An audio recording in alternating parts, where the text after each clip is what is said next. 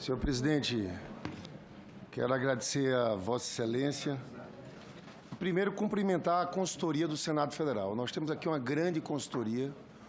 Esse trabalho que eu li e estudei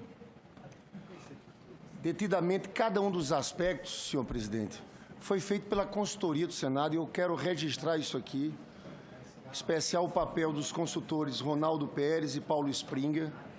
Acho que é um documento muitíssimo importante sobre guerra fiscal, sobre a reforma do ICMS. É um documento que todos os senhores senadores e senadoras que puderem ler com atenção vão ver o histórico de toda essa discussão, como a guerra fiscal de início teve alguns efeitos para os estados que a faziam, mas depois nós transformamos isso num verdadeiro perde-perde, em que os estados perdem e o Brasil perde.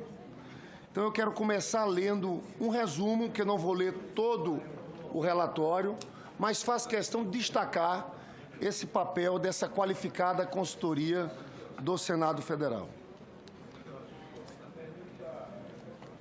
Interrupção, senador. Isso. A consultoria é reconhecidamente muito boa e competente, mas o relatório só fica realmente bom se o senador for competente e preparado com Vossa Excelência. Mas é importante registrar como é que é feito esse processo também, senador presidente Raimundo Lira, porque de fato é claro que eu li, fiz sugestões, mas eu digo, a pesquisa que foi feita, de fato, por tão aprofundada como está, merece esse registro, né? E eu queria começar aqui a leitura do resumo do meu relatório, os impactos dos benefícios de ICMS concedidos unilateralmente pelos estados. O regimento interno do Senado Federal, alterado pela Resolução número 44 de 2013, determina em seu artigo 96b que as comissões permanentes dessa Casa Legislativa selecionarão, em suas respectivas áreas de atuação, políticas públicas executadas pelo Poder Executivo até o último dia útil do mês de março para avaliação, inclusive dos seus impactos e das atividades de suporte para sua execução, cujo relatório final deve ser apresentado com as conclusões da avaliação realizada até o final da sessão legislativa. A Comissão de Assuntos Econômicos aprovou em 25 de março último o requerimento número 1 de 2015, que determina a avaliação da seguinte política pública: os impactos dos benefícios de ICMS concedidos unilateralmente pelos estados. Segundo a justificação desse requerimento, essa comissão oferecerá grande contribuição ao país ao avaliar o sistema de tributação do ICMS nas operações interestaduais e apresentar sugestões no sentido de tornar essa tributação mais eficiente, com consequente ganho de bem-estar para a sociedade. O presidente Takai concedeu a mim a nobre missão de relatar essa matéria, a qual cumpro no presente momento. Para a plena execução da avaliação da política pública, com o apoio das consultorias da Casa, houve a adoção do seguinte plano de trabalho. 1. Apresentação do contexto histórico e institucional da guerra fiscal, bem como suas consequências e impactos. 2. Descrição das audiências públicas relacionadas à superação desse conflito. 3. Levantamento e análise das proposições legislativas que tratam o assunto. 4. Elaboração dos encaminhamentos legislativos necessários. A literatura revisada define a guerra fiscal como a disputa fiscal, em termos federativos, consistindo na expansão de práticas concorrenciais extremas no tocante à gestão de suas políticas industriais, operacionalizadas principalmente por meio da manipulação das alíquotas de determinados tributos, ou como um conflito federativo, travado à revelia da Lei Complementar número 24 de 1975, em que o eventual ganho de um ente federado ocorre à custa de perda de algum ou de alguns dos demais, com claros prejuízos ao caráter cooperativo da federação. E, por fim, um fenômeno que decorre das ações individuais dos entes subnacionais, capaz de gerar efeitos macroeconômicos perversos na insuficiência ou inoperância do quadro político institucional responsável pela regulação dos conflitos federativos. Existem inúmeras formas de operacionalização da guerra fiscal por meio de concessão de instrumentos fiscais e financeiros.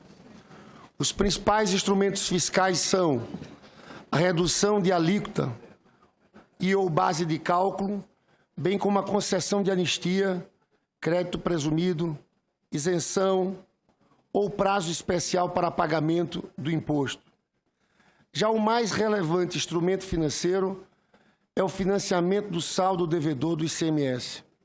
O uso particular do crédito presumido em operações de circulação de mercadorias envolvendo empresas atacadistas deu origem ao fenômeno do passeio da nota fiscal, em que o produto não circula pelo estado intermediário, mas apenas a nota correspondente ao seu suposto envio. Dentre os principais problemas atrelados à guerra fiscal, gostaria de destacar a distorção na alocação de recursos, insegurança jurídica e erosão da arrecadação tributária dos estados. Dentre os aspectos supostamente positivos, destaco a redução da carga tributária e promoção de maior equilíbrio regional. Contudo, há políticas alternativas capazes de atingir o mesmo objetivo de redução das desigualdades regionais a um custo mais baixo. Das avaliações analisadas, o que se depreende é que a guerra fiscal pode trazer algum benefício de curto prazo para o Estado que a promove, mas esse benefício fica circunscrito ao setor específico que foi incentivado. De forma geral, há poucas evidências de benefícios sobre o PIB e a arrecadação estaduais. E, certamente, em nível nacional, o impacto é nulo ou mesmo negativo, em decorrência das distorções alocativas e consequente perda de produtividade e da deterioração do estado das contas públicas. No relatório, analiso em detalhes as diversas fases da guerra fiscal, mas aqui gostaria de partir para uma discussão mais propositiva. A solução da guerra fiscal, nos termos acordados pelo Convênio CONFAS número 70 de 2014, ainda depende basicamente de duas ações do Senado Federal: a redução das alíquotas interestaduais do ICMS e a instituição dos fundos de desenvolvimento regional e de compensação de perdas. Vale lembrar que a eventual necessidade de redução do quórum de deliberação do CONFAS para a convalidação dos incentivos fiscais já foi devidamente atendida pelo Senado Federal, por meio da aprovação do PLS número 130 de 2014, encaminhado à Câmara dos Deputados, onde tramita como PLP número 54 de 2015. Diante do exposto, recomendo o seguinte: 1. Que o Senado Federal envie esforços junto ao Poder Executivo Federal para que sejam instituídos os fundos de compensação de perdas de arrecadação e desenvolvimento regional nos termos do convênio ICMS número 70 de 2014 do CONFAS. 2. Que o Senado Federal envie esforços junto à Câmara dos Deputados para que essa eminente Casa Legislativa priorize a aprovação do PLP número 54 de 2015, oriundo da aprovação do PLS número 130 de 2014, complementar nesta Casa.